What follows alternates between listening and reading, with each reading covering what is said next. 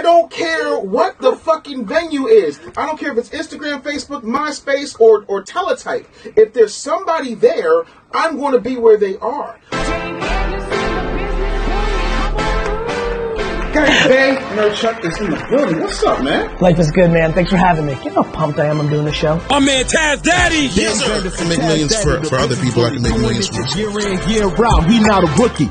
He a man of many hats and different skills. Give him any struggling business and watch he make it build. Hard to believe, and please check the resume. Best-selling author and showcase on Ebony. 2-time Southern Entertainment Award winner. Yeah, what up, people? Welcome to the Business Bully Podcast. I am the Business Bully. That is me. You know it. He is I, and I am he. I am excited to be here. I am the Mohawk and Real Talk and Living Fully Business Bully Dave Anderson, doing what I do, snapping necks, cashing checks. Woo! Broadcasting live. I know it's been a minute for those of you who are listening and are subscribed to the Business Bully Podcast. Thank you so much for being patient with me. Had a lot of growth, was going through a lot of growth stuff, and so something had to kind of fall off. And unfortunately, it was a podcast, but we're working on it. So I'm happy to be back, happy to be in here. Of course, broadcasting live from Business Bully TV, in my office. And yes, this is my office. And yes, it's covered in Marvel stuff. For those of you who are just listening to the audio, you can always go to Business Bully TV and actually watch the episodes of the podcast. But it's an exciting time, and I am thrilled to be here. So I want to say hello to everybody who is coming through. Shout out to Juan Carlos live in the chat, all my chat folks. Make sure if you're watching on YouTube that you comment, rate, subscribe, click that notification bell, and get all of the alerts so that you know when we're going to be broadcasting. What up, Latia Taylor? Thanks for being here. Benny Rogers, what's going on, man? So Tanisha said, I thought it was a kid's playroom. Let me break something down to y'all, right? My brother, who is 7 years older than I am, he was huge in Marvel Comics. He loved Marvel Comics. And so, of course, because I want to do everything Aaron did, I love Marvel Comics. And so we would talk about how we wanted to get our room, but we were never in a financial position to do so. And so for me, now that I am in a financial position to do what I wanted to have a situation that was peaceful and fun and magical and whimsical, and people don't have to understand it, and that's cool because they damn sure understand these M's. You understand? Like for me, I wanted a place that was my own. I wanted my own type of situation. I'm not a man cave dude with like a bar and cigar smoke all in my shit. That's not my thing. Don't get me wrong, I like a drink and I like a cigar, but just not in my office. I wanted a place that was comfortable, that was for me, that made me feel good, and reminded me that I'm supposed to be having fun while I'm working. I'm supposed to be enjoying my environment. So this is the environment that speaks to me and allows me to thrive and help create millionaires. So that's what we're doing, and that's what that is. So shout out to everybody who's in here. Also, make sure that you identify yourself, because sometimes it'll come up Facebook user. But yeah, I want to have a quick conversation. Good morning. Hello, for those of you who are watching live. I wanted to talk about a few things that I feel are extremely important. But before I get into that, let me see if I can get the new CEO in here real quick, because I want y'all to meet the new CEO of my company. Hey, where's Dev? Dev, come here. I want y'all to see. I want y'all to see this. Come here. I'll take that. Thank you. Come on in here. Take your time. Come here. All right. So this. It's Devlin. So I wanted Dev here because, one day, I'm not going to be here, and this pretty little girl, along with her pretty little girl sister, are going to be the future of my company. And so Devlin's already told me she wants to be the CEO. So you want to be the CEO, Dev? Yeah. Tell Daddy why. I like to take a bath and my grandma garden me. Yes. So you want to take a bath and you played in Grandma's garden? Yeah. Was that fun? Yeah. Are you the boss? Yes. Yes, you're the girl. Huh? I'm a girl. You are a girl. But are you the boss? No, I'm not. You're not the boss right now because Daddy's the boss? Yes, you're the boss. I love you. Say hi to the people. You want to say hi to people? Tell the people your name. My name is Devlin. All right. Janelle. Yes, your name is Devlin Janelle. That's right. And I My love you. watch. Everybody see Devlin. See, she's already mindful of the time. She got her watch on. All right. So that's Dev. You want to go back in there with mommy and sister?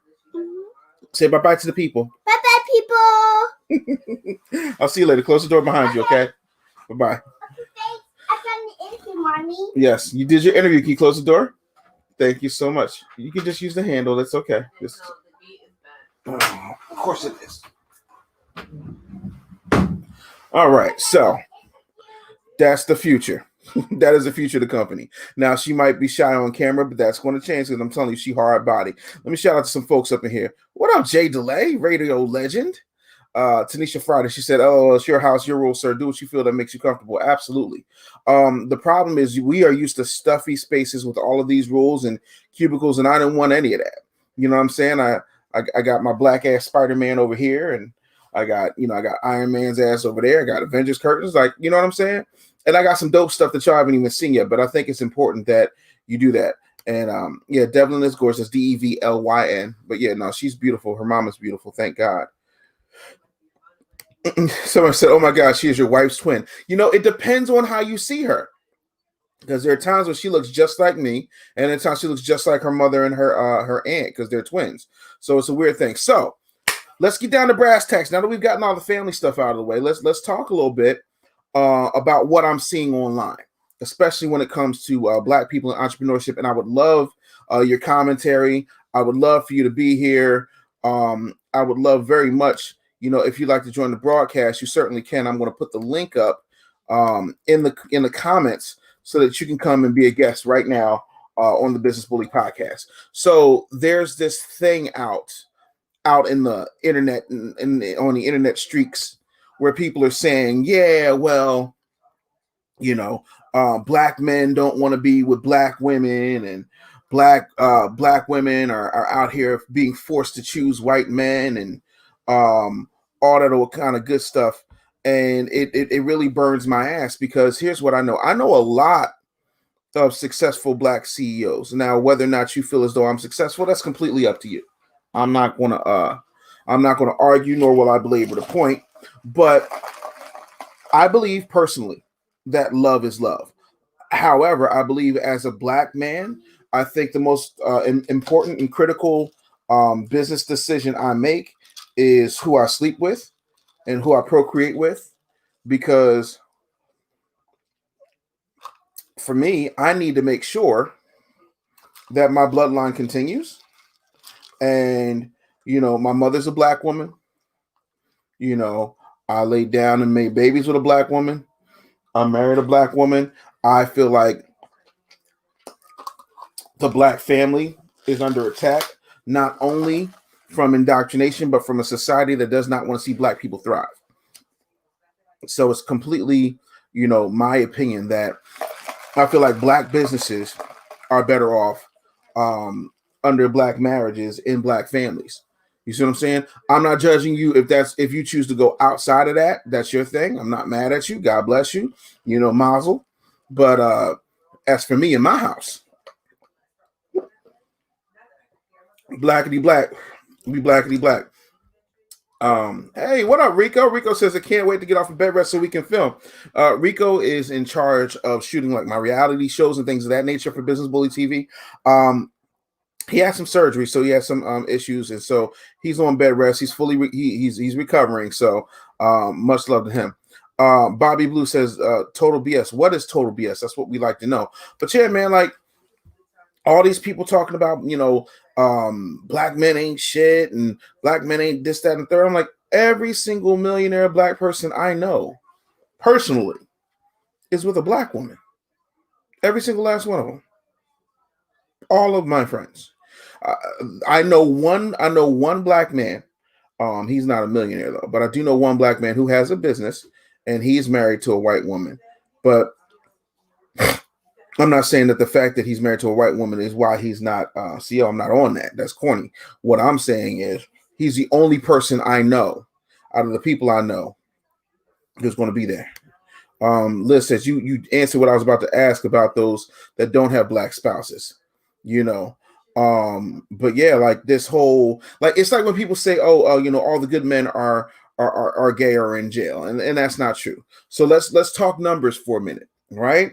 So we know for a fact that 1 in 3 black men in America will be incarcerated at some point in his life. So that's a third. That's 33%. All right. So it's 1 out of 3, 33 and a third, automatically out of the picture. 20% of black male America is gay or bisexual.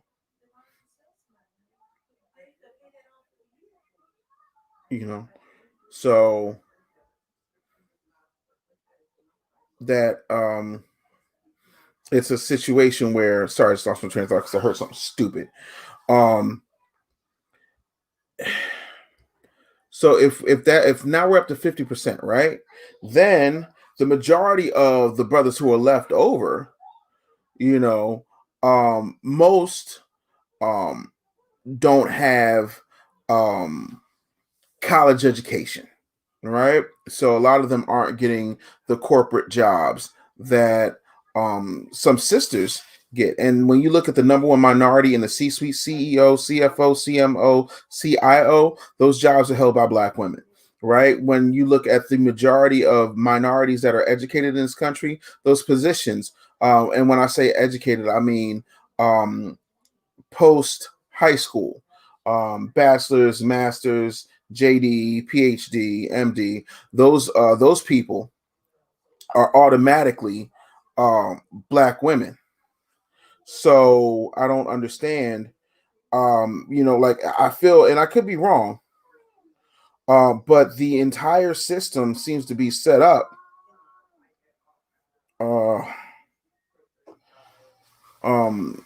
entire system seems to be set up to, keep us from winning. So I'm trying to understand. Rico said, so it says, Rico, they're mistaking CEO for popular employees. I know who you talk about. Whoever Facebook user is, that's hilarious. What up, Jay? Hope all is well. Christina says, damn. So when you look at the numbers, that's one whole factor. Then you look at society. When you look at society, and please do me a favor, go look around for a minute. When you look at society, you very rarely see a straight black man who is not an athlete, not an entertainer, or not a coon.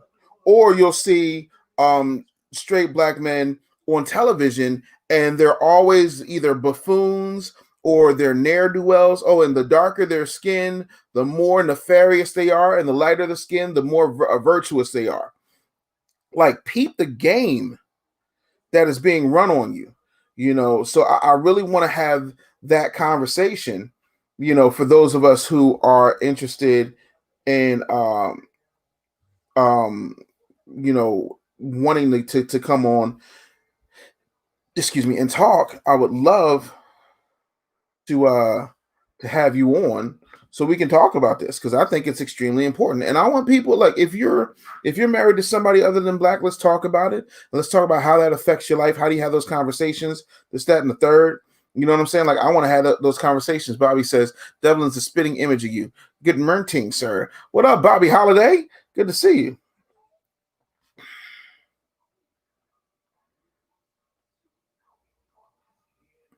It's always a thing of this. Jason says, gods of Egypt had white people as the gods, and slaves are portrayed by African actors because that's how they like it. I mean, you can go as far back as you want to. You can go all the way to the 10 Commandments. You can look at Cleopatra. They had Charlton Heston playing Moses, and they had, God, why can't I call Elizabeth Taylor playing Cleopatra? There's about to do another Cleopatra movie with Angelina Jolie. Like, at some point, you got to realize, like, when you start putting shit, right, at the feet of black people, and I'm not saying black people don't have a certain level of culpability. What I'm saying is, at some point, you have to start looking at things. Like, we start to look at the fruit and say that the fruit is rotten, but you never bother to dig up the tree by its roots. And here's what I mean, right? If Hollywood is mostly owned by people who are not black, then they're going to push their agenda whether black people like it or not. And there's always going to be black people who want that bread and who want that fame and will jump in those roles. There's always black people who want to be the first black person to be on the board. Sometimes we got to be off of this. We're just happy to be there shit. Like that. We're just happy to be here shit. Like just doesn't fly. And then every time something bad happens, some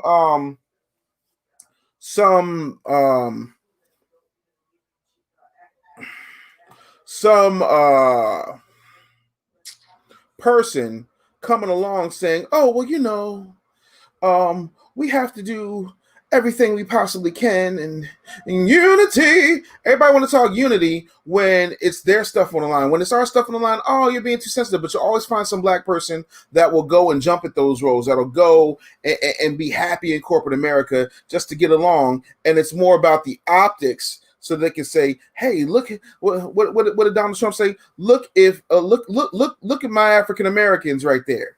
And then he turned to Diamonds and Silk and said, "Hey, go ahead, do a little bit of that, do that thing." And so they out there, we's got to go and support Donald J. Trump, right? And it's just like when you look at that whole situation, you know, everybody that's on his committee for Black Americans. And I'm not judging folks, but I can only go by what I see. And the only thing that you can go by is track record. The only thing that I see are a bunch of people who are, you know, shade tree as coons, as my good friend Jeff Brown would say. You know, Cliff, come on through, bro. Let's make that happen, young partner. You know, Jason says, if I see one more slave movie, the thing of it is, right? And here's the thing, right? And I said this last night on It's Not My Business. That's the podcast I do with my wife, Janae. I said that black people value white adjacency more than they value black excellence. And I stand by that statement. And no, it's not everybody, but nothing is everybody. There are no absolutes in the universe other than God himself. But here's what I know. When we look at what's happening out in society, I don't see black people doing what is necessary to empower themselves. I'll give you an example. I have a network that is arguably one of the fastest growing networks in West Africa, and it's taking off here in the States. We're in 63 million homes, yet and still, we have all of these issues where we don't have the same type of representation. And when somebody says, hey, I'm looking for content, I'm looking for content creators, I'm looking for filmmakers, I'm looking for journalists, I'm looking for people who want to do reality shows, I'm looking for people who want to expose and grow their businesses. You know what I got from black people? Why are you spending all that money? Why didn't you take the BET deal, Dave? Why didn't you take the money from BET? All right, Cliff, I got you, homie. Charlie says, yeah, Jeff went off last night. Yeah, sure enough, man. Tonisha says, what's the podcast called? It's called It's Not My Business. We're waiting on iTunes and Spotify and stuff to upload it, but you can catch it on itsnotmybiz.com and also on Business Bully TV. But I started Business Bully TV because I didn't like what I saw in the world, and I didn't like how it was representing black women. I didn't like how it was representing black men. And so I decided to do something about it. But there's only been a certain few folks who have gotten on board. You know, and that's the thing. So when opportunities come up for you, you know, you don't want to necessarily rock with them because, oh, well, it's, I don't know. But you don't never get that same energy to white people. And that to me is the cornball stuff. I'm gonna bring on one of my oldest friends, somebody who's known me a very, very long time. He is also the co-host of one of my favorite shows, the Turn to Your Neighbor podcast, which you can check out on Business Bully TV. My main man, Cliff Holmes, is in the building. What up, Cliff? What's up, man? How you doing? I'm doing good. How are you? I'm good. It's interesting being on this side. Yeah, how about that? Usually I'm on here, I'm pushing all the buttons. I'm a button pusher. Yeah. I push the buttons on this show. So I jumped on because you were talking about the whole interracial marriage thing, right? And so let me just say, because if your viewers are like mine, they'll jump on a brother real quick. Let me just say, I love black women. I have been married to a black woman for a long time. I have only ever dated black women, But having professionally spent most of my professional life working with white women, I understand why a black man will go and choose to be with a white woman. And here's why. Here's why. The world for lack of a better term, the world has beat up black women. The world has abused them, has misunderstood them, has taken advantage of them for a long time. And black women come into a relationship. Damage is not the right word. They come into a relationship on guard. And it is difficult to, at times, sift through that. It's difficult to let them know that, listen, sis, I'm not here to fight you. I'm not here to compete against you. I'm here to build with you. And so sometimes you encounter a black woman who the world has abused, the world has misled, the world has misunderstood, and you have to break through. You have to sift through all that to get to her heart. And sometimes the woman could be a wonderful woman, but the brother doesn't want to do the work, or doesn't have the nuance to understanding to do the work properly. And so with white women, they don't have all that. They don't have, the world hasn't been beating up white women like it's been beating up black women. The world hasn't been abusing white women like it's been doing black women. So you come to a white woman, she sees the world completely differently. She sees the world as not adversarial, as not trying to defeat her, not trying to stop her. So it's a different dynamic when you interact with them. So I can understand somebody, a black man, come into that, and you just, sometimes you don't want to fight. You don't want to be combative. You just want to have a relationship. And you just want somebody to some people are looking for somebody to be subservient. I'm not one of them, but there are people who are looking for that. You know what I'm saying? A black woman not bowing down to nobody. So it's all that a black man that doesn't want to, I'm going to say, put the work in. There's some black dudes who don't want to put the work in. That's part of it. And there's other part of it, you can't control who you love. That's another story. But black women have been misused and abused by society for so long. They have a certain guard up. And it's tough to get through that sometimes. And white women don't have that. You can get straight to them. And it's a lot easier in a lot of cases. I mean, when everything is set up for you, yeah, I guess the world is your oyster. The other part of that is to, like, we also don't deal with our trauma. You know what I'm saying? Like, brothers don't deal with our trauma. Like, we got a lot of shit with us, whereas though we can't. How can I put this? I've been detained and put in handcuffs for fitting the description. You know what I'm saying? I have, I did not choose to lose my virginity. A black woman took my virginity from me. Yeah. You know what I'm saying? One took it, and the other one, just raped me. And people are like, well, how can you got to get hard? I'm like, no, a physical response to stimulus is not at any point consent. And if you're an 11-year-old little boy, you don't know what the hell you're doing. And I don't walk around blaming all black women for the actions of two very sick and disgusting black women who did that. You know what I'm saying? Yeah, of course. I don't blame my family for not rescuing me. I don't carry that stuff with me. But the other part of that is I sat on somebody's couch for years, and dealt with that trauma. And I think that we also have to deal with the fact that we make certain choices as black men and black women, and it's just like, you can't say black men ain't shit, and you can't say black women ain't shit. Did you ever stop and think that maybe the black men and black women you're choosing to deal with ain't shit? Like, if you're picking up a dude from the fucking club, you expect Lamondre to change you expect Lamondre to change the world. We're not going to talk about Pookie and Ray and Earl and them, but you getting them the Xbox. You standing in line on Saturday morning and getting his bitch ass Jordans. Then when it's time for you to stop fucking around Then now all of a sudden you want to be an adult, and then now you want to mess with, a Craig and a John, but he was too nice, right? Or now that you've done dogging out 30 girls and promising the world just so that you can get some ass, now all of a sudden you want to turn into a good man, and you didn't deal with any of the damage that you created in your wake on your path to your self-righteous, coming to Jesus moment where you realize that I need to find me a good girl and settle down. But you've already ruined 30 good girls on the path to your wife. Like it's crazy to me, and I feel like sometimes society just pits Black men against Black women, and it's like you don't see that anywhere else. In every other society, it is us versus them. And Cliff, you believe in Christ the same way that I do. What's your take on submission, sir? Oh, you're getting me in trouble. So I know your wife. Your wife knows I'm crazy. She'll blame me. She ain't gonna blame you.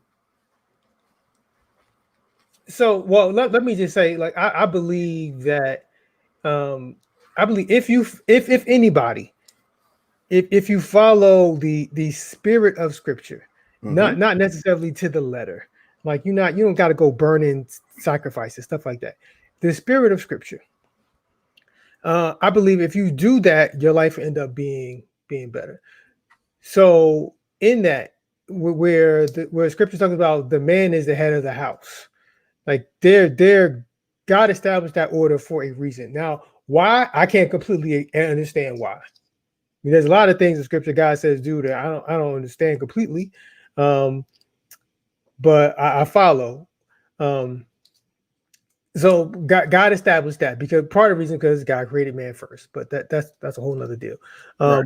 So, but I believe now when it says submit. I don't. This man, you got me in trouble. I believe that a woman should follow her husband's leadership if her husband is a worthy leader. Well, okay. If the husband is not worthy, if the husband's not proved himself, then no, you shouldn't submit to some dude who's not doing right, who's not taking care of his family in the right way, who is selfish. That's the issue. So I think a woman should submit to her man, not follow every single thing he says, like his word is completely gold. But I think there's submission as to the woman should follow the man's leadership when the man is doing what he's supposed to do. Right. And, biblically speaking, and this is the thing, because Amanda made a really interesting comment. She said, I want to submit, but I need to trust his ability to lead. And submission is a two-way street. Yeah, it is. Well, actually, it's actually a three-way intersection. And here's why, right? Man submits to God. Right. Exactly. I was about to say that. Yep. Because the man is the spiritual head of the household, meaning that if you fuck up, the man automatically is going to hell. Because under his leadership, you should not have fucked up. You see what I'm saying? So everything you do is his responsibility. He is not only supposed to protect you from things like, how like in the military, it says that I'm going to defend the Constitution against all enemies, foreign and domestic. As a husband and as a father and as a provider, I have to protect my family against all enemies, physical and spiritual. That is my spiritual responsibility. I am the pastor, the priest, the pope of my home. You see what I'm saying? Now, the other part of that, and this is how my household runs. I can't speak to nobody else's. Now, you met Janae. You might, when we were in college, you might not remember, but you've had conversations with Janae. I can't make Janae do shit. Okay? Yeah. This shit ain't gonna happen. I've known Andy since I was 17 years old, and I know you can't make Andy do shit. Here's the difference. I'm still the head of my household, but my wife is the neck. And wherever the neck moves, the head is going to see. And so you have to have balance. You can't have two husbands. You cannot have a plug and a plug. You need a plug and a socket.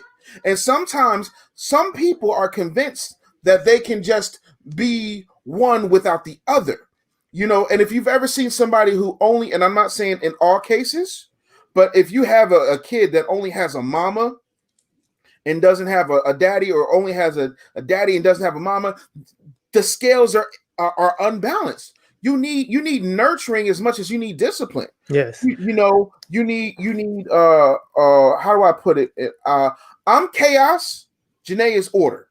You need order and chaos. If like you, Cliff, you've known me since I was a kid. Yeah, that's the way it was designed. Right. It was not now. Much respect to all the single parents out there, but that's not the original design. And people end up being single parents for a number of different reasons. But you need the balance and the input you get from both the mother and the father. Yeah, he knows the deal. When the door's closed, you just go find somebody else. There's 3 other people in this house that can help him. He's good. He's good. Yeah, man. No, it's extremely important, man. And I think that without that, but I'll say I've made more money being married to my wife, and Janae sometimes making me, I used to use the analogy that one day I got up and I went out and I said, okay, Janae, I'm about to go jump off this cliff and I'm gonna build some wings on the way down. She's like, no, dog, come back here. So first, here's a jetpack. Here's a hang gliding. Here's a parachute complete with a parachute instructor. Here's some tickets to a plane. Like, she makes sure that I have everything I could possibly need. Yeah. So that if I'm going, because you can't stop me from jumping off the cliff. All she can do is mitigate the circumstances by which I jump off that cliff, because me jumping off of that cliff, no pun intended, me jumping off that cliff could mean that my family will be destroyed along with me. Because if I don't work, this don't work. Now, if something, God forbid, would happen to me, Janae would function just fine without me. We have protocols in place, but she would rather not. You know what I'm saying? And I don't think, like, I don't, and I'm gonna tell y'all something. I don't know if I could be as free as a Black man in America laying down with somebody every night who does not understand what it is to be in Black skin. You know what I'm saying? Like, I don't know. Thoughts? I don't know what that's like either, but I know people that make it work. Yeah. And I know people that are extremely happy. Yeah. And I know white people that do their best to understand. Mm-hmm. But you, in some way, you can't control who you love. No. And it sucks that the world is like this, where you just can't embrace who you are. You know, that somebody has to understand what it's like to be Black and what the quote unquote struggle that their spouse goes through. Mm-hmm. But yeah, I don't know how they make it work, but they do. Very true. Oh, looks like we have somebody in here. Let's see here. Oshun, hello. Oh, hello. Good morning. Good morning. You have a comment? Oh no, I just clicked the link because I thought it was, to go over. My bad. Bye, Oshun. I just clicked the link. It was links up in here. I just decided to click them. I'll tell you, man. It's it's super hectic. Let me go back through these comments and whatnot. There's a lot of people I could submit to someone who knows how to lead. I want somebody that's a worthy leader. Yeah, I'm with you on that. Michelle said, "Yeah, I just make suggestions. I no orders given."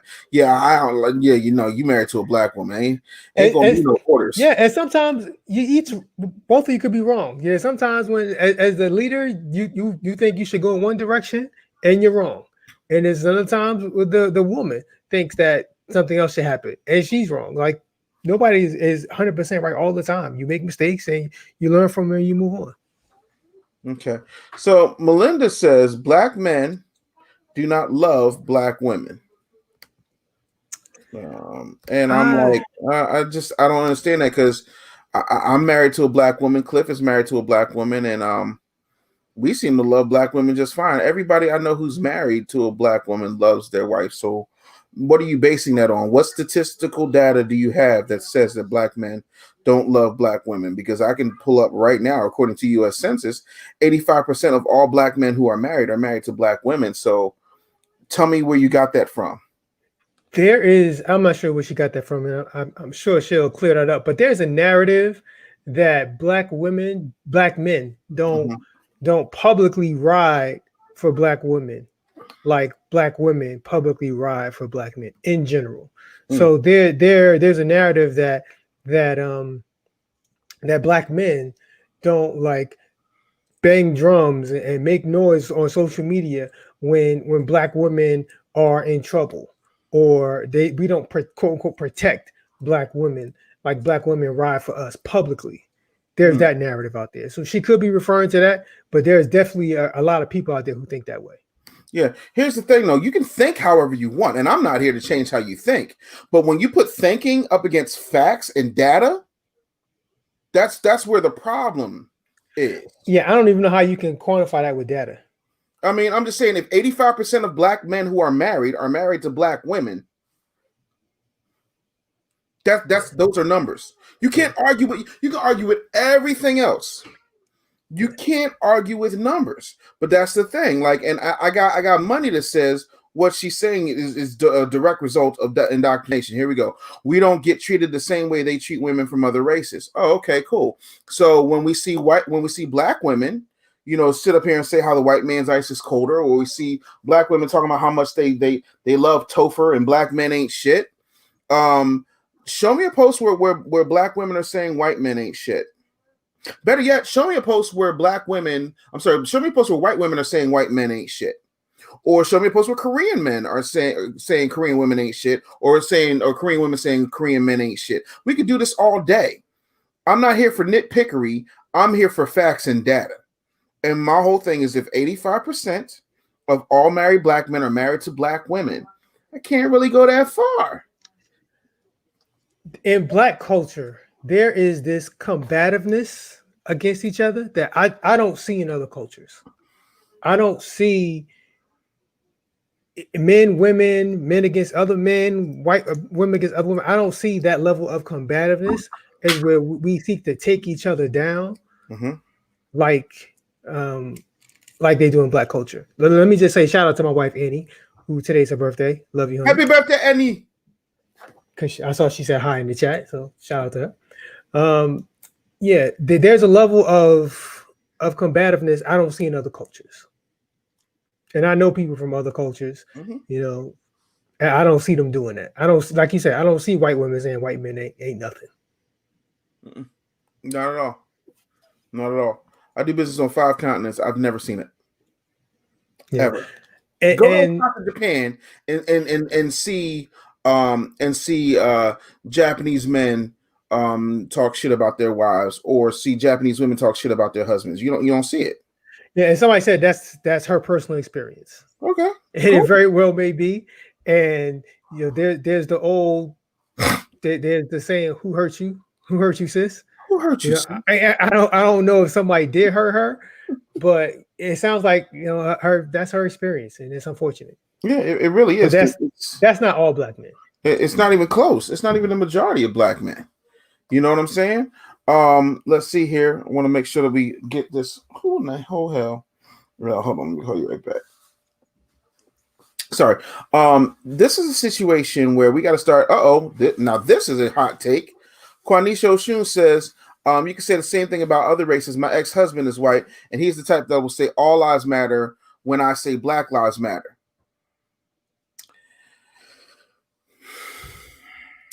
Child. Well, that's why he's an ex-husband. That was point number 1. Point number 2 is this, and I need black people to understand that we don't have the same cultural frame of reference traditionally than white people have. You have to understand, like, what white people are afraid of in this country, be they good white people or bad white people, is black revolution. They're scared to death that we're just going to turn up one day and treat them futuristically like they've treated us historically. That's just what that is, because we don't come from that spirit. When we say Black Lives Matter, and I'm not talking about the organization because I have several issues with the Black Lives Matter organization. I'm talking about the statement that Black Lives Matter. We're not saying that Black Lives Matter and nobody else's lives matter. If I got up right now and drove down to Maryland, knocked on Cliff's door and kicked him in the dick, and he fell over. I never would. Cliff is one of my best friends, and I love him like a brother. And he fell over and said, "Oh, my dick." And he says, "Oh, well, all dicks matter, Cliff." In this moment, we're not talking about all dicks. Yeah. We're talking about the fact that our monkey stopped Cliff's dick in his own house, and he's boiled over in pain because a 400-pound behemoth decided for some random ass reason to stop him in the dick. Unprovoked, minding his own business. He just opened the door because, hell, here's his friend on the other side of the door, and his friend just kicked him in the dick. Do you understand how specific that is? That's like saying when my father got Alzheimer's and dementia, right? And I had to miss Cliff's wedding, right? And Cliff and Andy understood because I had to see about my daddy. They told me my daddy was going to die. And so I'm racing up because I was coming up anyway. So I had to make a detour. Anyway, and anyhow, if I said, yeah, my dad is, doesn't look like my dad's going to make it. And they was like, well, all dads matter. Like, we're not talking about all fucking dads. Yeah. But that's where they come from, because to them, it's an all or nothing game from a historical standpoint. So you got to kind of keep that in mind and understand what it is. So here's the conversation that people don't want to have and don't want to admit to, is that what you said about white people being scared of black people taking over. Mm-hmm. So the issue is that, and why that it won't happen. Well, we're far from that happening is because there is a mentality that black people have that we need to overcome amongst each other. That we do not either know how to or want to be united like other cultures do. We are unable to fully support each other so we can all grow. Mm-hmm. We are unable to or do not want to come up economically. We would rather complain about the handouts that we're not getting. We'd rather the government save us rather than us try to figure out ways to save ourselves. So until we as a people overcome that mentality and realize that, yeah, we need to start supporting each other. We need to help other people come up. Now, I'm just not going to come up. I'm going to help you come up too. It's not going to happen. Look at other cultures. They don't have all, they don't complain about the systems like black people do. No. And granted, the systems have been keeping us down farther along. They've been keeping down our Asian brothers and sisters or Indian Asian Indian brothers and sisters. But they figure out a way to support each other and they all come up. They understand the importance of entrepreneurship. What? They understand the importance of investing in each other. Yep. So they can succeed. And we as black people haven't come to that yet. Mm-hmm. I'm not sure if we ever will. No, I'm not sure. But there's some of us that's just in. I remember there were times when I was on the road. I was in dumbass markets like Tupelo, Mississippi, making $15,000 a year, and Cliff would wire me $50 just so I could have money to make it to the next check. You know what I'm saying? Like there are people in this world that are like that. Oh shit, Pierce is here. Pierce, if you don't bring your ass into this conversation, sir.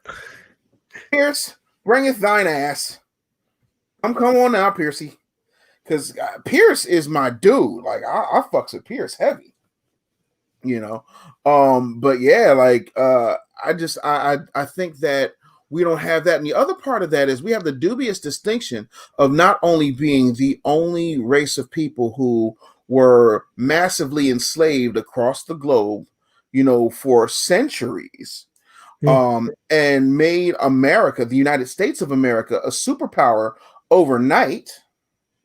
We also had the gross misfortune. Our women had the gross misfortune of being raped by white men.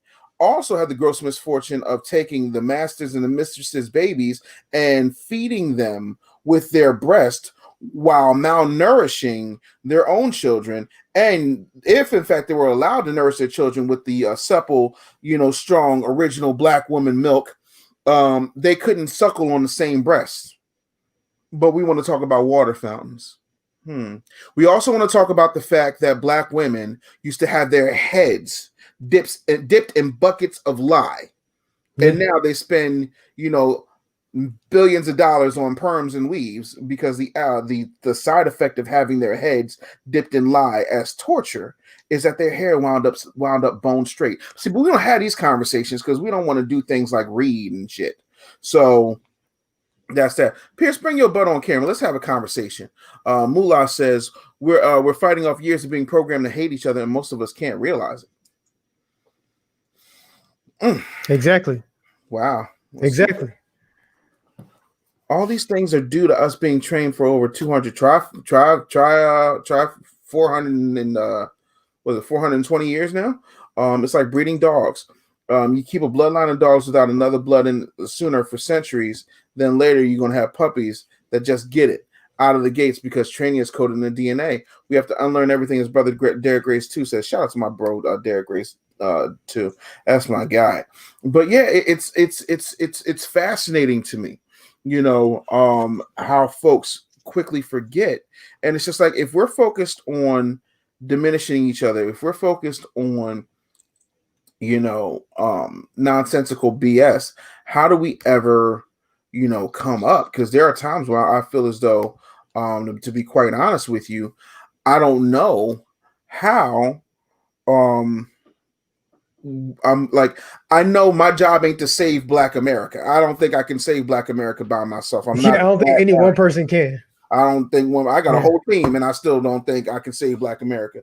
I don't know how we save ourselves, because every time I start talking about entrepreneurship, or every time I start talking about do for self, like today, today is the 100-year anniversary of the red, black, and green flag.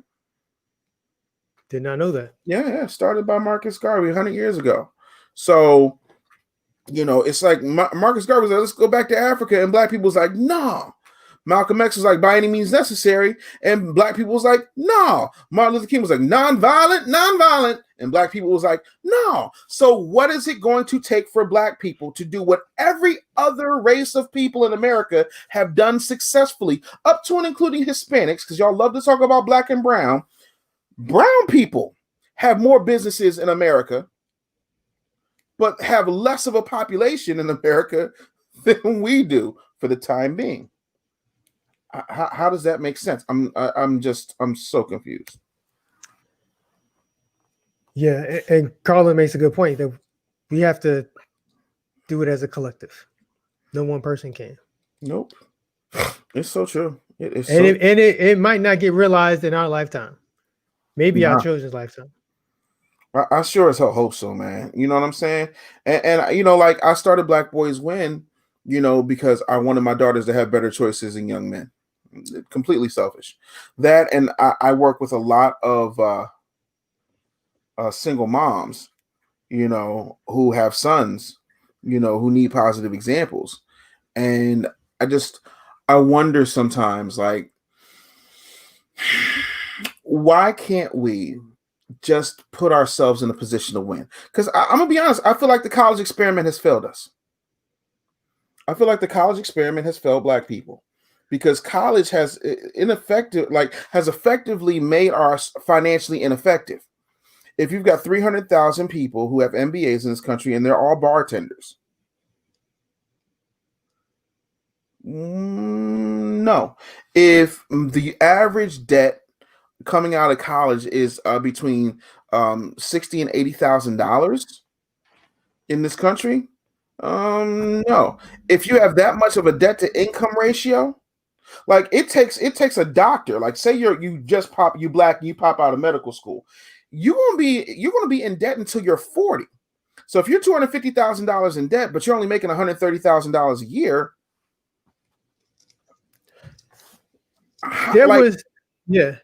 So about the college thing, right? Go with me here. So there was a time when the NBA was about the big man dominating the game. Dave Robinson, Shaq, the big man dominate. You had a big man, you could dominate, you could win. And then at some point, it became a game where the little guy, the shooter, Steph Curry, James Harden, that guy dominated the game, and the big man kind of became more obsolete for the most part. That's what the whole narrative: go to college, get a job, your life will be a success. That has now changed. Life is not just about go to college, get a job, your life is fine. You got to understand that the game has changed. It's not because you're coming out of college with thousands and thousands of dollars of debt. And the chances of you getting a great job to pay off that debt minimizes as the year goes on. Now the game is about understanding your own personal capital, understanding investing, understanding entrepreneurship, understanding skills that will lead to being profitable. So understanding coding and things like that, those kind of things. So the game has kind of changed right up from underneath Black people who were told, go to college, get a job. and just get a bachelor's is nowhere near good enough in a lot of cases. You got people with bachelor's degrees who are struggling. So college is in the business of making money for the college. The college is and then educating you is secondary. So the whole narrative of the game has changed, and now as Black people, we got to understand it's changed. Just going to college is not good enough. Yeah, no, absolutely. And yeah, there's some benefits to college for some people, but everyone doesn't have to go. I agree. Like, listen, doctor, lawyer, architect, engineer, knock yourself out. And this is coming from someone who has 2 degrees and works for a major university. And I'll be the first one to say that college is not for everyone. Not at all. No, I don't think I'd have made it through college if it wasn't for Cliff, because I just focus on like, okay, if I gotta study this shit, I'm gonna study this shit. Then me and Cliff go do some dumb fun shit. Like, that's just how I got through. Like, because I hated every minute of it. I did not want to be there. I just thought it was the biggest waste of my time. And the internet has completely changed the game. The internet has made it so anybody can make money and be successful doing almost any and everything, selling any and everything, being almost any and every type of person. Yeah, this is true. So it says cybersecurity is job security until they use AI to automate that bad boy. Let's see here. Annie says, because every time we think we know how to play the game, they change the rule. Boom. Yes, I would say yes, they change the rules, but yes, society evolves. Society is different. Absolutely. Oh, hey, Dev. Now I'm gonna bring. Okay. Oh, hey, Dev. Now I'm gonna bring. Okay. Pierce, put your headphones in, bro. Pierce, put your headphones. Pierce got an echo. Got to turn your radio down, young partner. Turn the radio on. I'm outside. Let me try to bring Pierce back in. You got me? Yeah, I got you, bro. I'm outside my garden. It's my garden time. Yeah, I got you, bro. Okay. Am I still echoing? No, you good. No, you good. All right. What's up, everybody? You are echoing. So, you are echoing. So Pierce is. Let me do it like this. So Pierce is one of my one of our friends from college. Pierce is a photographer. He used to be a teacher. He's retired from teaching. He does photography full time. Owns his own business. He owns his own business. It's very important. And Pierce is married to a white woman, lovely, lovely white woman. And I would love to get his take on, being a Black male business owner and being a Black man married to a white woman in this society and in this climate. So Pierce, I'm gonna shut up so we don't have no echo. And homie, I'm gonna give you the floor to see what you have to say, sir, because I'm extremely curious. All right, you unmuted me. Okay. So well, I think first a couple of things that people said was the one lady wrote in and said her husband was all lives matter when she said Black Lives Matter. First off, no, you got to be on the same accord, the same page. So if you're not, then that relationship's not going to work when it comes to especially social justice. And I think from a perspective of I'm Black American. I'm not from the Caribbean or anything like that. So that would be the term like ADOS. And for me, I think there has to be an understanding of that perspective that as a Black person, you may think you're marrying up, but they're marrying down, and their family understands that. They understand that you're on the bottom and you're going to have these weird struggles when it comes to kids and their grandkids and all this other stuff. So there's a lot to me that person has to understand, or at least be willing to understand as you continue on having a family, running a business, and all the other stuff. They can't be, all lives matter behind your back. Everybody does get an individual vote when it comes to voting, but you got to be on a similar accord and have to be able to discuss deep issues. I also believe that the person, if they're outside of your race, has to be willing to study your race too. Like we have a ton of books around Marcus Garvey, different things like that. And you know, and I told my wife, listen, if you really want to understand, you got to get in these books, and they've been very, very difficult for her to read. But she has, you know, ventured into those things. So that's where I would say first on your relationship. So that means that's not going to be a lot of people. A lot of people, you know, especially if they're white, may just want, you know, their kids to just be a little bit darker and everything's perfect. But that's not the boat that I'm in. You know, like I said, they said I'm in photography. Well, let me tell you what I'm in. I'm in school photography, and there are no black school photographers in terms of what I do, which is graduation, which is along the lines of grad images and all the other stuff. I take on the big boys, and so there is nobody like me in that. And if you're going to go outside your race, I think you have to have somebody who's willing to be there with you through that, because you know that's tough. They're just not going to understand that why you're being shut out and why you're not getting meetings and why you're not doing all this other stuff. You know, so there's a lot there, but my wife fortunately understands that and has worked to understand that. And you know, I feel I'm pretty lucky, and I'm just saying that, you know, I still side eye her from time to time, but you know, it's just one of those things that where I just got to be like, where are we going with this conversation? So that's just my perspective on it. But that's really in any relationship. That person does have to have your back, and whatever ills you come with, they got to be willing to accept that. So that's me. Word, I appreciate that, homie. So like for me, like I remember being, I was working as a consultant for a company in Utah, and I was with some white colleagues, and they didn't understand like why, you know, black people have a fear of cops. And I had to break it down to him. I was like, listen, my dad was a federal agent, my aunt and uncle were state troopers, my brother is a cop, and I'm scared of cops. And but you shouldn't be. Why would you? I'm like, have you ever been pulled over by a police officer? And they say, yeah. I said, now, when you got pulled over for, you know, a traffic stop or whatever, did you ever think to yourself, this could be the day that I die?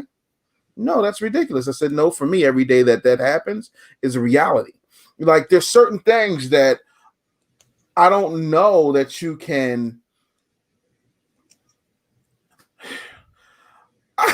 bro, shit, whoo. Like, I give it to you, bro. Like, there's certain things, and again, you know, I love you, so I don't give a rat's ass who you love. As long as you're happy, that's all I care about. But there's certain things that I don't know I would be as forthcoming with if I did not have, you know, a black spouse, because I'd feel like, and maybe I'm wrong, but there's kind of like almost like you got to not only be a husband or be a wife, but be a tour guide to this person who is not that does not have that same cultural frame of reference and have that experience. Like, do you feel like sometimes you have to go above and beyond when it comes to having to explain certain areas of blackness or what you're going through? Personally, as a man, sure. But here's in a relationship. She wants to know she person can, and she's really done the required work for an interracial relationship to work, especially through our kids and our kids with autism. I mean, we've had all sorts of things happen, of course, and she does understand that cop situation. I'm in Florida, yeah. I get pulled over, and I do believe that this could be the day, you know. But especially when I'm in, you know, the odd area or something like that. But for her, I've seen her really take hold of the responsibility of a wife that's in an interracial relationship, and do the reading, the work, and ask the questions that your wife didn't really, you know, have to do. And so that is what makes us continue on.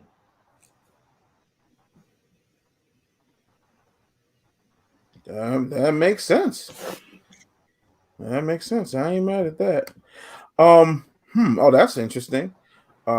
Justin said, I had to stop fucking with white folks when we got arrested and my white friend was salsa dancing inside the cell. Justin, I think, is Black and Hispanic. Can you imagine? Like, yo, I swear to God, like, to me, like, I'd be ready to fight. The first time, like, and then, like, what if, like, I'd be so afraid. Like, my brother was married to a white woman before, and, you know, luckily they never like, I'd be so afraid. I was like, if we go to their house and they put out fried chickens, collard greens, if I see any ounce of soul food at this dinner, I'm throwing the table over. You know? I swear to God. Cliff. I mean, they just can't relate. I mean, that his point was his friends clearly could not relate in that instance because they had no threat. To them, I'm just in jail. I'll get out. To us, I'm in jail. I could die here. Mm-hmm. And nobody will know. Mm-hmm. Yep. They can take away the right to your phone call. Yeah. Like, we don't, like, our rights are optional, and I think that is a huge thing. I would love to know, you know, listen, Carla said it would have been a fight as soon as we got out. Real quick from Pierce, I would love to know, you know, how your business has grown and, you know, how much of that you attribute to, you know, your marital situation.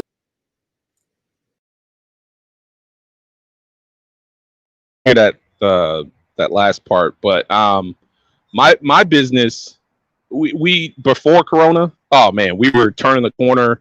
We had real conversations with a large college here, and about our system. Our system's great, but Corona for us, after everything, including we really only got back to 40% of our revenue. I'm sorry, I'm outside walking, but for us, we're still in good position. If we look at Hillsborough County, which is a top 10 size school district in the nation, we are one of the top photographers. We're a top 4 company in that county, and that's a hard thing to get to for us. And we're the only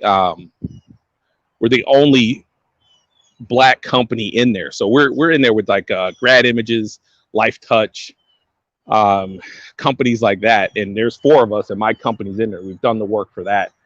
It's still hard getting you know, getting meetings with schools, but you know, we continue to stick at it. We'll see what happens after COVID. But I've grown from just a simple idea, but I'm also in a place where there are no other Black, brown faces, so that's been very difficult to navigate in terms of the business success at the rate that I wanted. But we're in there. We're going to stick in there because, again, I've always asked people, and I ask you, Dave, if you know anybody that does high-end graduations, group graduations, 400, 500, 600 kids, and delivers them digitally like Grad Images does. I want to meet that Black person that does that, because that's what we do. So I haven't been able to find a photographer that has a company that owns that company to do that. So we're sticking in there. So we just keep work like everything else. And it's Firefly Event Photography. Go ahead and plug it. All right, I'm done. No, you gotta have that plug in there. No, it's extremely important. And no, I don't know anybody on that level who does that situation other than you. I'd be like, well, Pierce, and I'm like, I got you know, photographers on the team. You know, I even have a photographer in Florida, but I don't think he operates on your level. I think he's in West Palm. Yeah, I think he's in West Palm. You know, so I don't know anybody who operates on that level.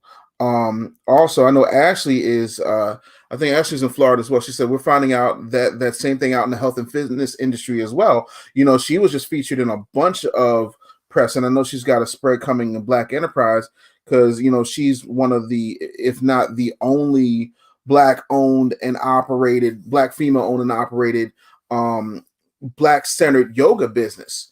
You know, so like we're out there hitting in every type of situation. Khalil says Black excellence, love it, bro. Yeah, I think it's a situation where you know, we got to start remembering that when you look at American history, all excellence is black or is rooted in blackness. And then there's everybody else. You know, we built the country, we designed DC, we created the cell phone, the internet, the lunchbox, shit, fucking light, everything. The Ford Motor Company would not be what it is if it wasn't for George Washington Carver, but y'all want to limit him to peanut butter.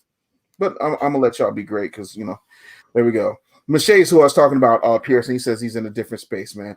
Well, Pierce, I'm happy you thriving, homie. Yeah. You know what I'm saying? And I'm happy you sat your white woman down and said, listen here, white woman. Read these books. You will read garbage. You will get these books. You are about to get these books.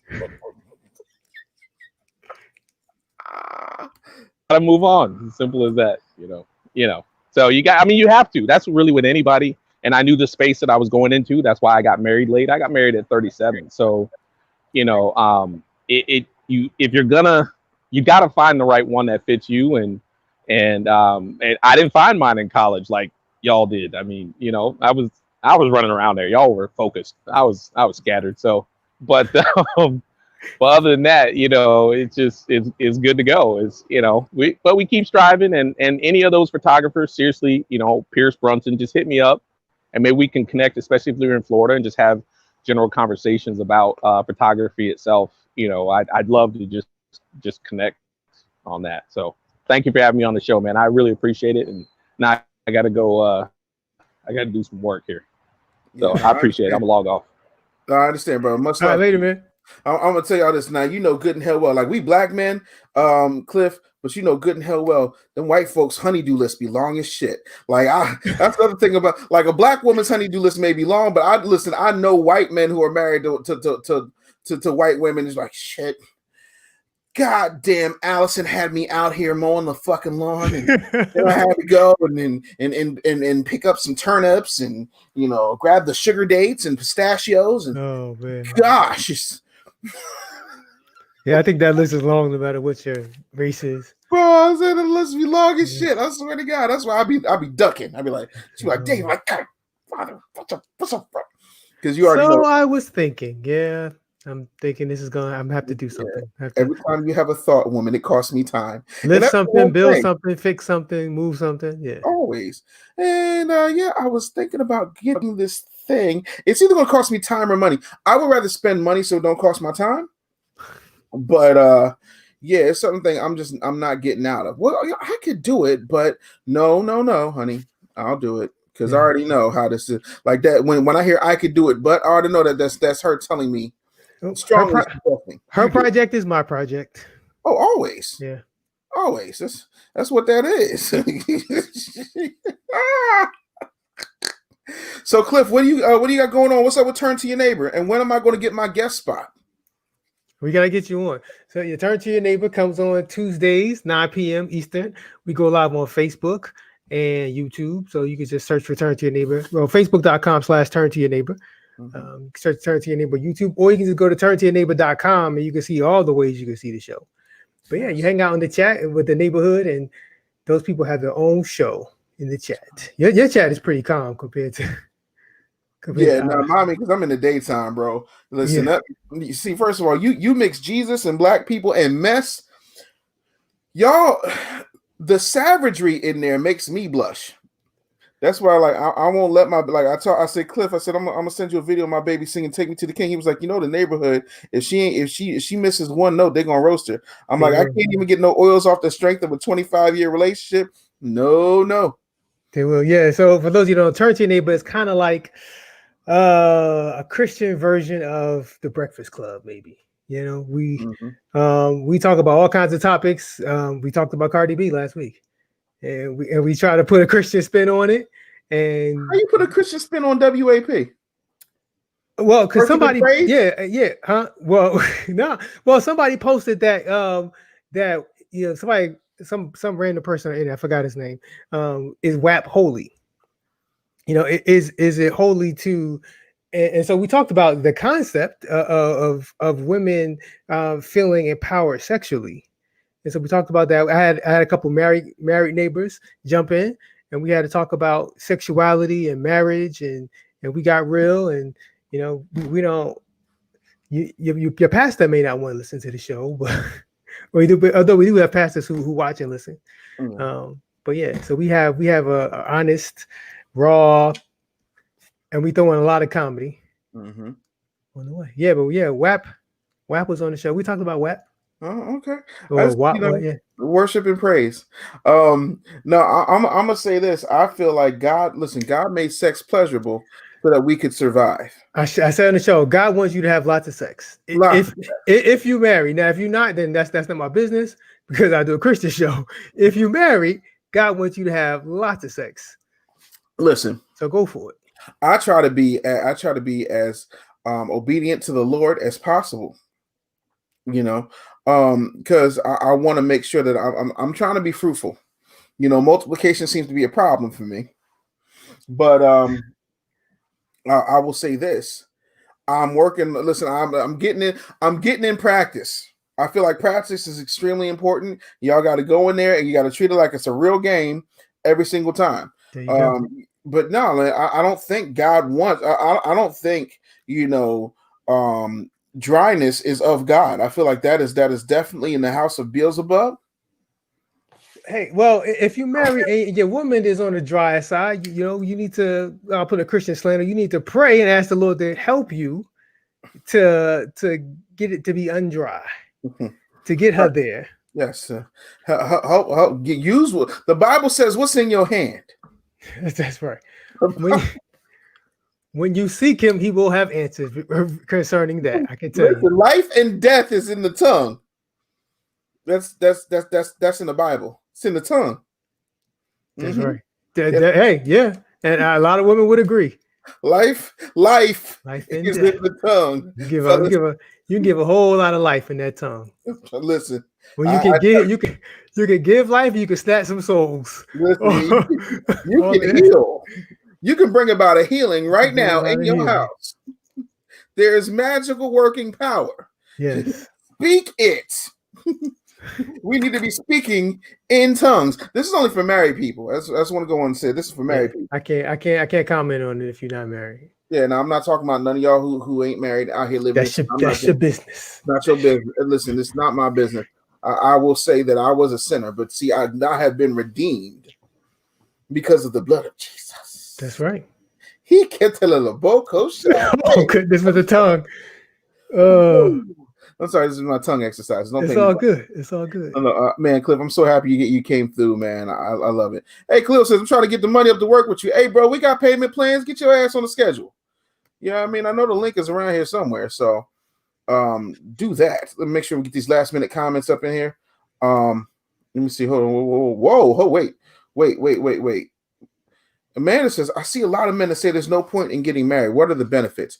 I did not get into the 1% until I got married. I also have somebody who actually gave me permission to be exactly who I was.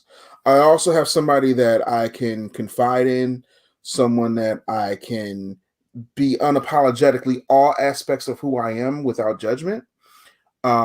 I have somebody who is going to be with me until the day that I die, barring any complications.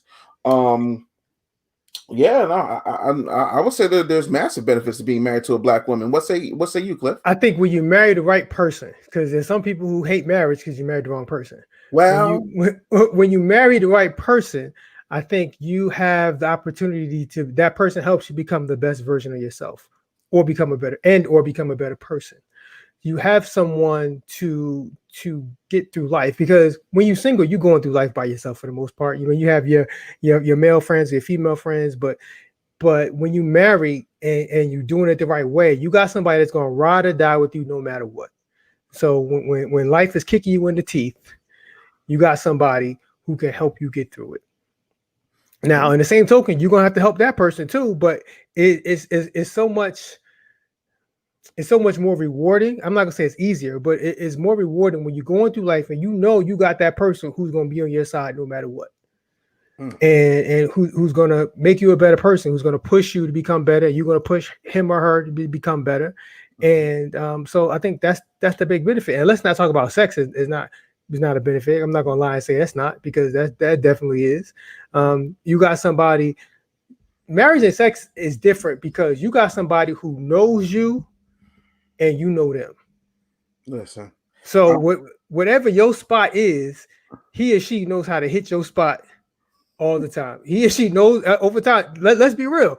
That person knows what you like and knows how to get you there, and you know how to get them there. Yep. And so it's much more. It's better because there's no. I don't have to prove myself to you anymore. You know, I don't. So I can make mistakes. I can mess up in life or whatever, and it's all good.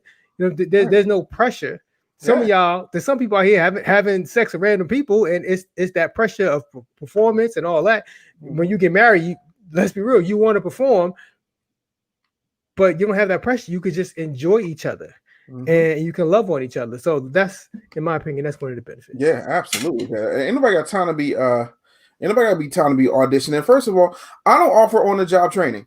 I ain't got no time. Like we've already got this thing down to a science. We understand what it is. And then listen, I don't need, like, when all this comes off, you know what I'm saying? Like, there's a lot to take in. It's a lot to take in. So I don't got time to be sitting up here having body image issues. You know what I'm saying? Because I might be a little jabba around the chest area. Nobody's got time for that. So I'm gonna stay exactly, you know, where I is. Yeah.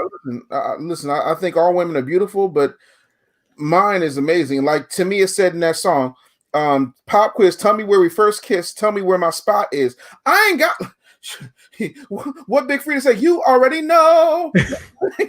Exactly. Every time. Shout out to all y'all who have been married and divorced and then remarried, because you had to put the work into learning another person all over again.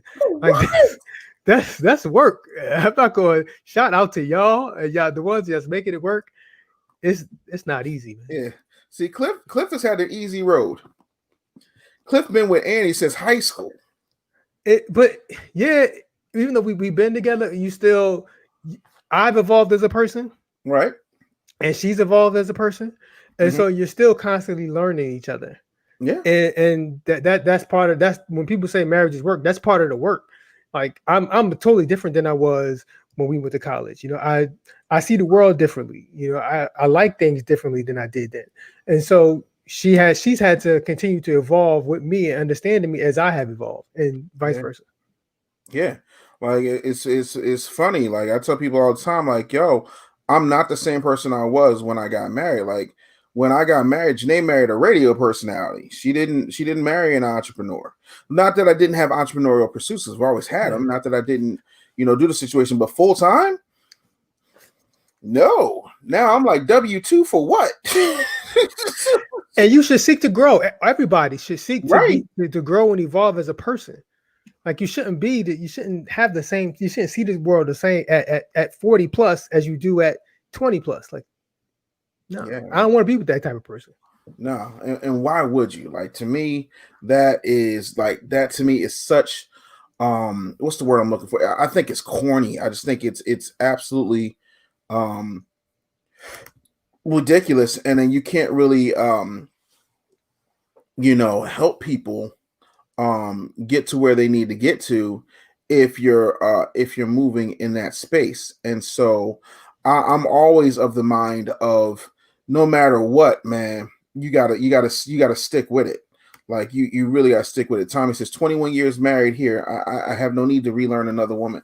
Listen, now I got certain things put in my situation. I already told my wife, like, here, first of all, what you ain't gonna do is be spending my money with your next dude. So you had to mourn for a year, homie.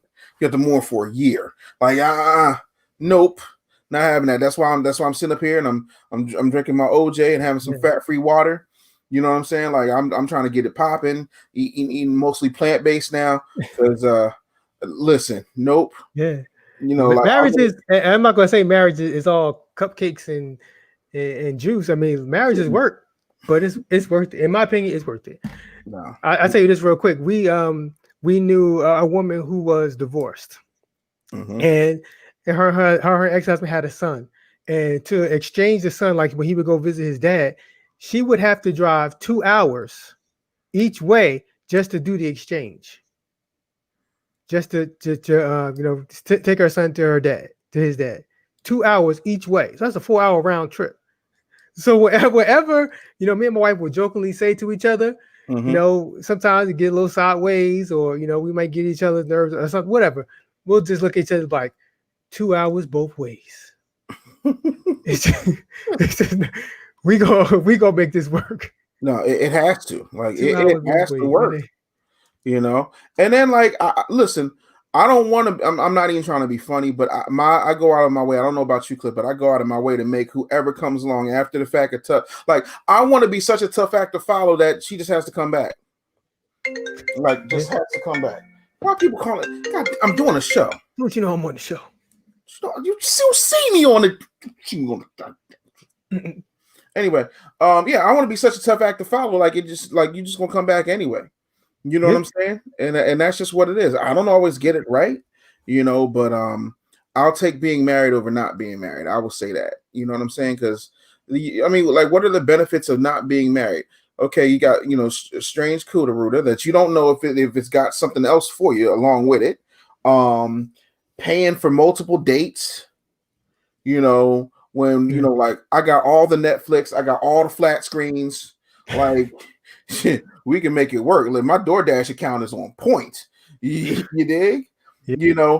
I only gotta woo one woman. I only gotta make one woman go ooh ooh ooh. I ain't gotta do nothing. Nobody like that to me. Like, and this is coming from the Kissing Bandit. Like,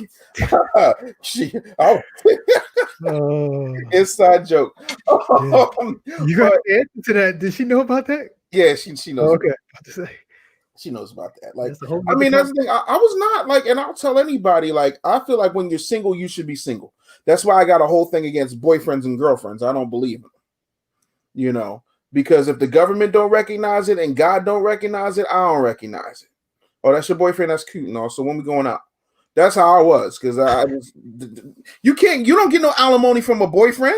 Well, there has to be a term for a committed relationship that's not married or engaged. So that's a conversation. I feel like you can have a term like we're doing. I'm having an exploratory relationship to see, like how they have exploratory committees to see if it makes sense for you to run for president. I'm having an exploratory relationship to see if this is who I want to be with. You are technically still single. If you can't file taxes with me, you single. You know what I'm saying? If you know what I'm saying? Like, even with, look at it like this, because God recognizes engagement as proven with Mary and Joseph. He recognizes marriage. He don't recognize no boy. Find me a boyfriend in the Bible that God recognizes. So if God, creator of all of this, me and you, says, yeah, I don't know nothing about no boyfriends, then I don't know. I'm trying to be more like God in my walk. I don't know nothing about no boyfriends. You know what I'm saying? So you either single or you're engaged. I respect engagements, not as much as I respect marriages, but I expect engagements. Mm-hmm. Have y'all set a date yet? No, you single. Gotcha. Listen, Cliff, thank you so much for being here, brother. I'm so happy. My pleasure, man. Thanks for having me. Came through, man. And make sure you guys check out Turn to Your Neighbor. You can catch all the replays up on Business Bully TV. And you do not have to be a Christian to watch the show. No, but it's hilarious. Not at all. Because they got if you want to laugh at Christians, it's the show for you. Because we laugh at ourselves a lot. Laugh at Christians. This is definitely the show you need to watch because it be so much mess. Yo, did you see that Britney Spears thing I sent you? I did. I played a similar one this past Tuesday. Gosh, that's crazy, bro. I fell the hell out. But listen, man, you go ahead and do your thing. I appreciate you. Guys, thanks so much for tuning in. Make sure that you subscribe to the Business Bully podcast wherever you listen to podcasts. We're everywhere except for on Tidal, because me and my team can't figure out how to get on Tidal. But everywhere, Spotify, iTunes, Android, Google Play, wherever you listen to podcasts, you can find the Business Bully podcast. Thank you so much for tuning in. And I definitely appreciate you. So make sure that you check everything out. And I will check you guys out next time.